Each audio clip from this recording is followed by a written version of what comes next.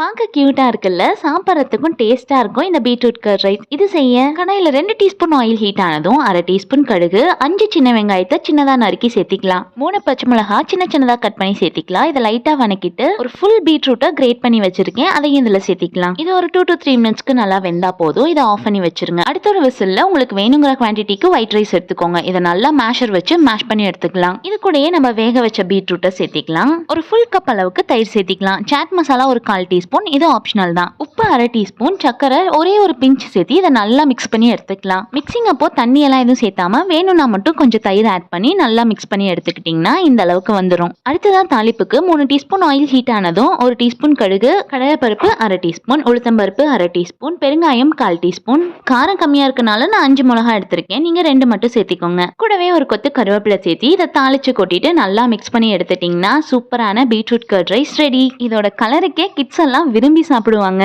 ரொம்பவே சிம்பிளாவும் டேஸ்டியான லஞ்ச் ரெசிபிக்கு இந்த பீட்ரூட் கர்ட் ரைஸை ட்ரை பண்ணி பாருங்க. வீடியோ பிடிச்சிருந்தா லைக் பண்ணிட்டு நம்ம சேனலை சப்ஸ்கிரைப் பண்ணிக்கோங்க.